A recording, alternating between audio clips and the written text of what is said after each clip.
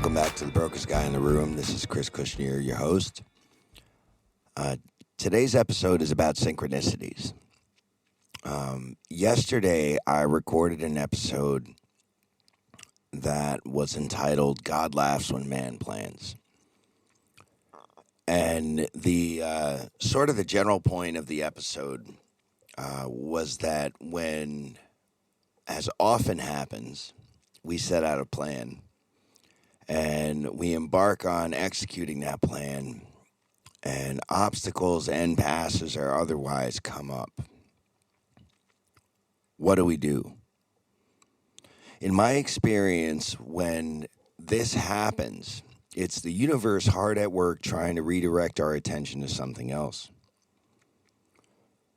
What's been remarkable about it is that today, now normally I don't share the unedited recordings with just about anyone.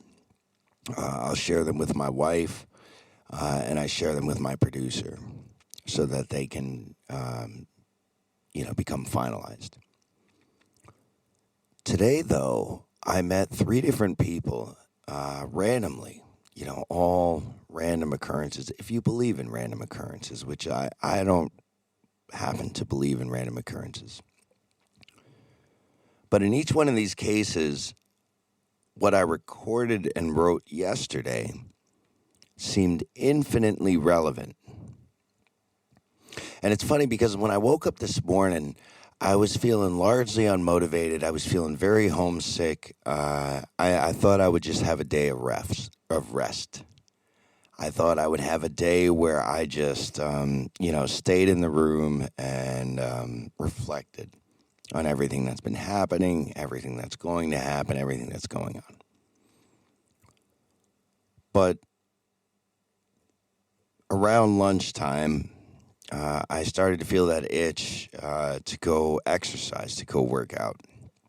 I was like, I haven't had a leg day in a while. Maybe I should go.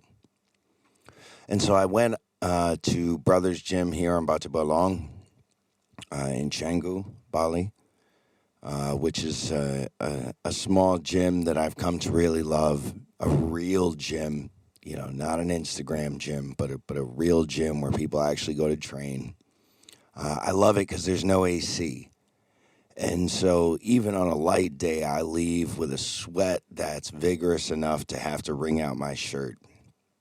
And those of you that follow know that I have Crohn's disease, and I've learned that a big part of regulating my Crohn's disease is to sufficiently heat my body up to keep my system working the way that it needs to.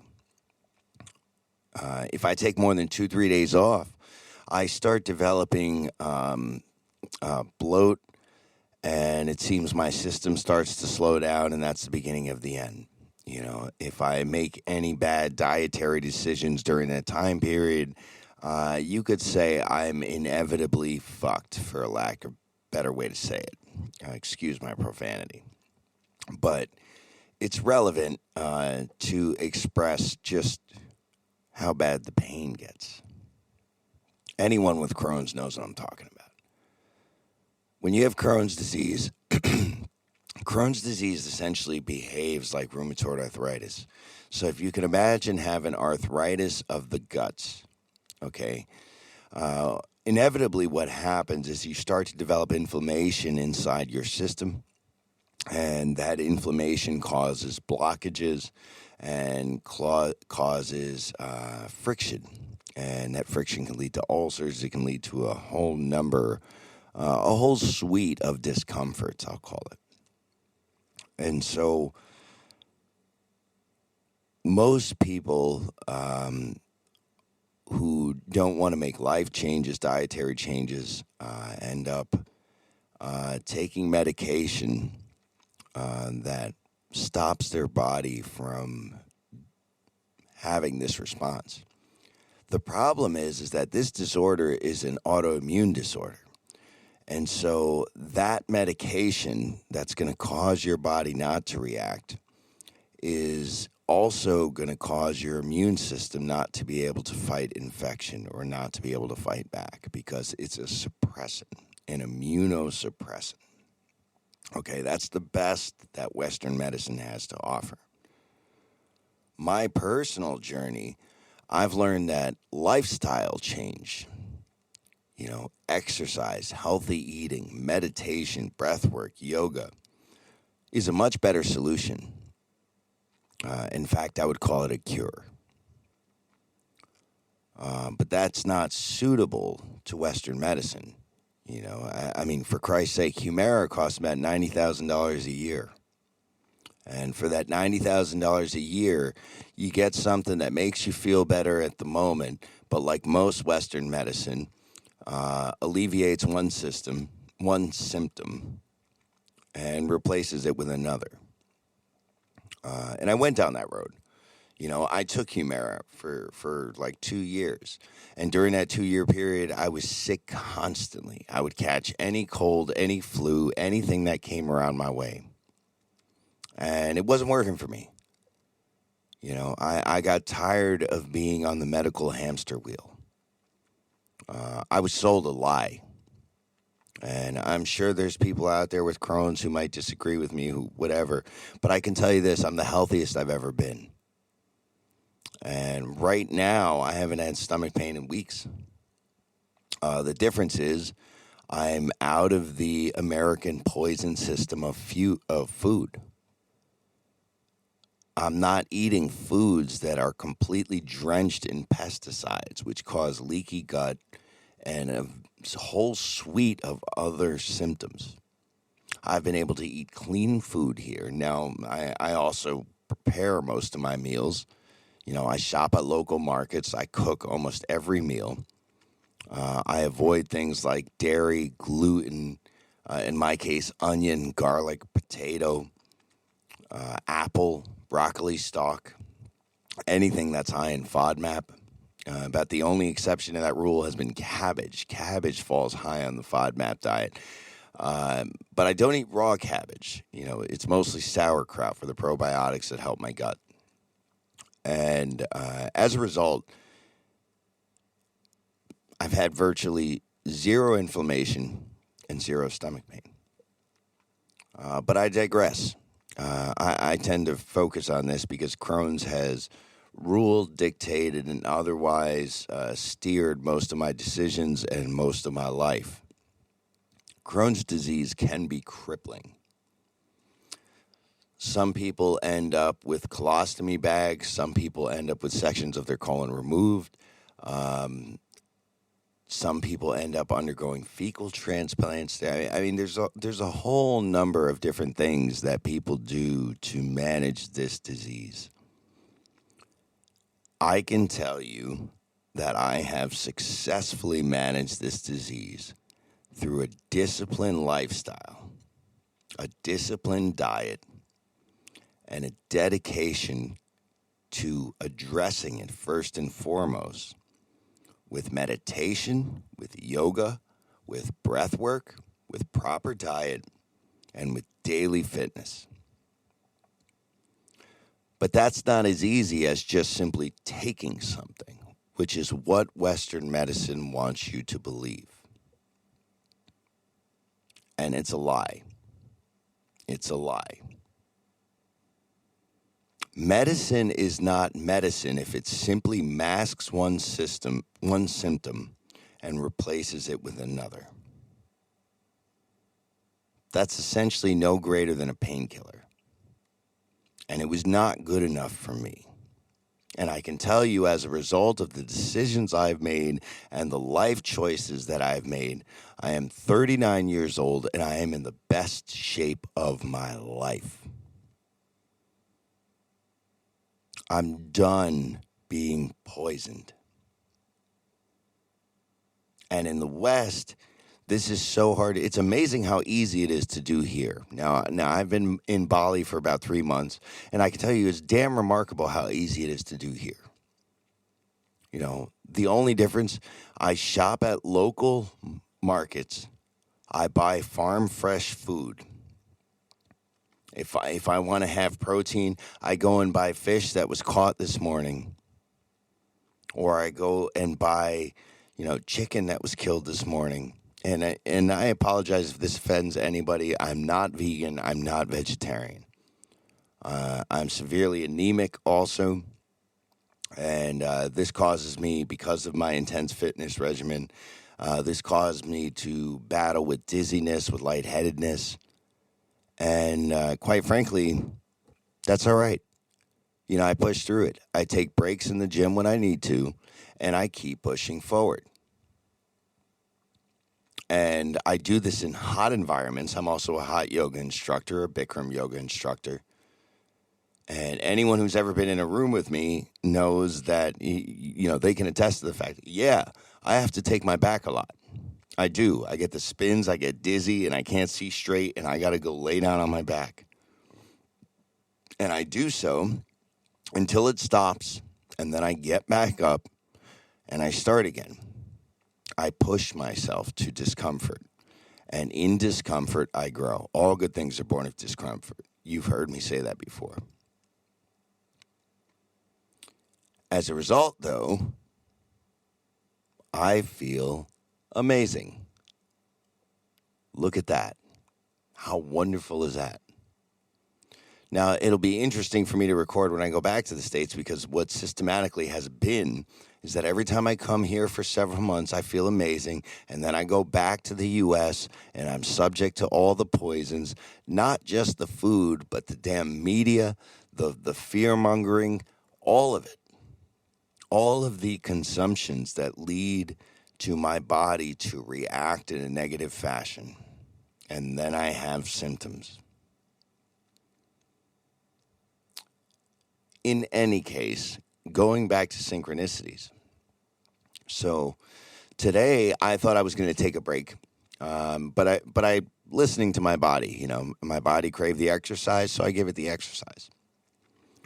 Then I was going to come back and just do some creative work, but it's a Saturday. There's a place not far from here called Bali that's relatively new. It's a pool restaurant and bar, and so I thought, maybe I'll just go there and check it out. Well, starting on my journey there, I met one person there who was on a journey, who's trying to live in Bali. She's trying to move to Bali, and she's trying to, become a teacher, coach, instructor here. Her desire is to help people change their lives. Her desire is to help empower people. And this is the same path that I'm on. The major difference being is that I'm not really... I can't be a coach. And the reason for that is because I have various different enterprises. And I know for a fact that I couldn't give enough attention to any one person to offer to be a coach. And so I very intentionally choose not to do so. What I do is do this podcast. I write my poetry, and I make a point to be aware when I'm around individuals who could benefit from what I have to offer, and I offer it for free because I'm not looking for that to be a source of income. And quite frankly, that allows me to offer my gift to other people, my healing, my growth, in a matter of purity that's free from any financial motivation or anything like that. And as a result of that, I've been able to change people's lives one by one. And I've received more reward from that personally than any amount of money could have ever offered. And I'm so fortunate to be in that position. And that's not to downplay or naysay anybody who's in that field who does do it for money, because they do help people as well. My situation is just different. I have other enterprises that I'm focused on for financial gain. And this is a labor of love. And so I'm very fortunate to be in that position. But in any case, this particular person was struggling to make this transition. And I was able to kind of, through telling her my story, give her some reassurance that when you're on a purpose-driven path, that the universe tends to line things up in your way to help you accomplish your objective. It's an incredible thing when you become aware of it. Once you become aware of it and you see it, it's undeniable, you know. But it's hard because when your pockets are hurting and you're worried about survival, in her case, she's worried about being able to stay here, you know. And nonetheless, she was the first person that the rough draft of the episode that I recorded yesterday and the thing that I wrote yesterday, I mean, just spoke directly to the conversation. And so I felt moved to share it. I then left that place. I stopped at my favorite local store, Alive, which has, it's a Whole Foods market.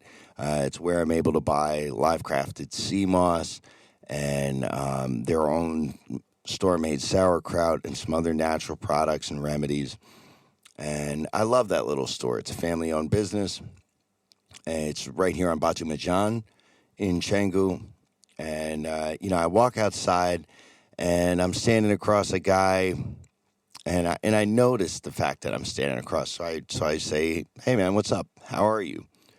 And immediately we start having a conversation. And he reveals that his ex is undergoing a bit of a mental crisis and, is struggling. And I realize again that what I had just recorded last night could help this person and speak to this person. And so I felt moved to share it. And then again, I end up speaking to another random couple. All of this in the span of like less than an hour, And I realized that this is why I felt the pull to leave. Ironically enough, the guy that I was talking to, he tells me that he had just been caught up and was delayed in doing so. I don't know exactly what he was up to, but he said, I couldn't figure out why these people were wasting my time. But had they not been wasting my time, I wouldn't have ended up standing here talking to you. And it's kind of remarkable to me. You see, I've become fully aware and fully certain that there are no chance occurrences. There's no such thing. We find ourselves in the positions that we're in because the universe has placed us there for a certain purpose. And at this point in my life, I'm so aware of that my eyes are wide open at all times. Because I know every situation I get into, every person that I'm going to interact with, if I'm aware enough to realize the meaning, the purpose of it, that there is something there, that it is not simply random, that these synchronicities line up to provide us an opportunity to execute something. Most people walk through their life with blinders on. And then later on in their life look back and they go, oh, yeah, hindsight's 20/20. If I would have seen that then, I would have done this. Well, the moment that I realized hindsight is 20/20, I realized that means we all have an opportunity to exercise our foresight. Because it is not possible for hindsight to be 20/20 without that meaning that all the signs were there for us to recognize if we were able to open up our foresight. And so the reason I'm choosing to record this episode is because I want to invite you all to have an exercise in this. Not to be cliche, but to stop and smell the roses. To see the things that are being placed in your way, in your life, so that you can start to recognize them because they, in all likelihood, have been placed there for you. They have been placed there for you to recognize, for you to respond to, react to, and change to. From the moment that I became aware of this and that I started really responding to it, my life's changed. Now, every day I look for these opportunities because in each one of them I find opportunities to change people's lives. And I would never get tired of being told, you changed my life forever. Or you helped me realize something. Even in addition to this, when I was getting my arms tattooed with all of my mantras and all of my motivational phrases, which line both my left and right arm, even that experience, there was another gentleman in the room who was getting a double portrait of his son and of his sister who passed away from an overdose.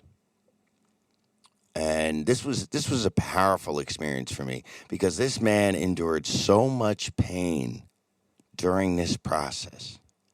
And watching him go through it, I'd kind of walk by and I would just offer him different forms of encouragement, even if it was just a silent nod, even if it was just a thumbs up. And in the moment, I was just being me. I wasn't really thinking much about it. And as a result of that, I've developed what's probably going to be a lifelong friend. He called me today while I was at the restaurant to tell me how special that experience was and how I became a part of that experience for him forever. These are the things that I now live for because they uplift me. They offer me so much. They offer me so much fulfillment, so much motivation, and so much affirmation to keep doing what I'm doing. And because of the strength that I get from these moments, I have absolute confidence in all the movements I make elsewhere. Because all of the business ventures that I have going are all in an effort to enable me to keep doing things like this and not charging money for them. It's a very beautiful thing. See, what I'm working towards in all of these ventures here in Bali is to one day build a school where I can work with underprivileged youth, teach them English, teach them environmental awareness, and teach them work skills. And should my other business ventures work out, I should be able to expand on that and even provide them work opportunities for the future. See, I'm about changing lives now.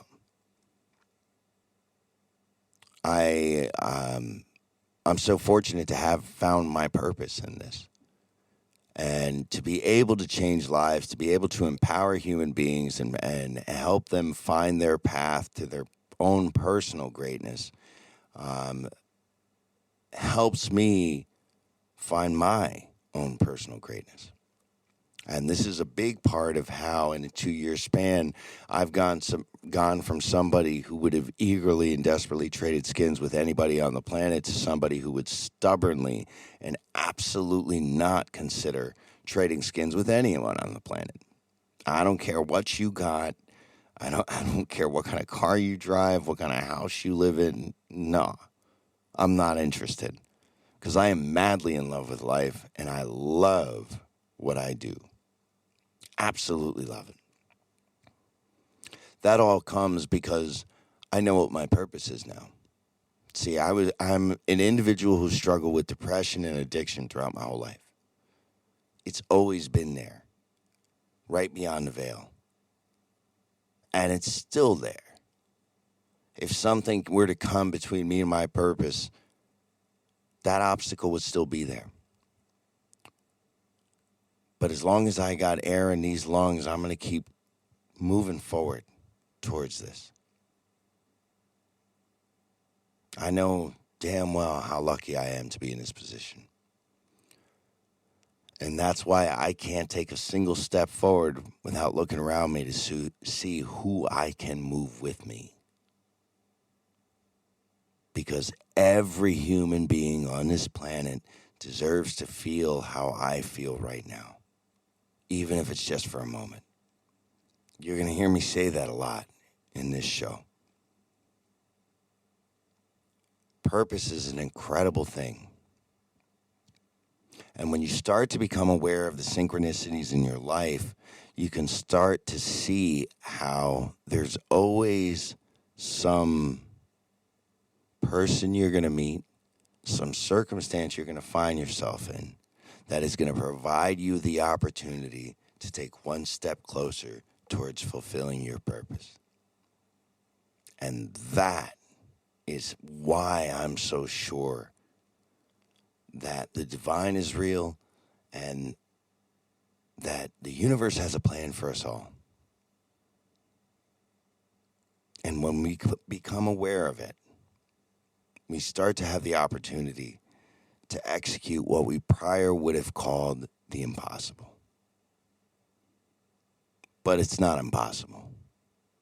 It's only impossible when we are stuck in a certain mindset. And the moment we're able to change that mindset, we're able to make a change in our lives and in others. Change your perspective, change your life. A couple years ago, my life was falling apart. And those circumstances didn't change. But what did change was my perspective of those circumstances. And with that flip perspective, I was able to light a fire on my life and spin it around. And now I'm living out a life that I can't even believe is real. That if you would have told me I even had a chance at living a couple years ago, I would have called you a lunatic. But it is real. It is absolutely real. So look out for those things. Don't just bulldoze through your life. Start paying attention to the people you come into contact with, the circumstances and situations that you find yourself in. Because there is a damn good chance that it was a universal orchestration designed to help you fulfill a purpose. Maybe you think I'm crazy. Maybe I am crazy. But it doesn't change a damn thing with regards to what it did for me in my life. And quite frankly, what do you got to lose by taking a stab at it? So I beg you, just tomorrow, when you go out and tackle the day, just slow down just a little bit. Start wondering why you meet this person, why you end up in this circumstance. What could it mean? Does it mean something? Start to peel away at those questions, the different encounters you have with human beings, with animals, with the environment. And you might just slowly start to see things that you never would have caught before. And your reactions to those things might open doors that you never even knew were there, let alone had a chance at opening. There are no chance occurrences. Everything that happens for a reason. But it's on us to find it and to respond to it. On that note, I'm going to close out with something that I just wrote.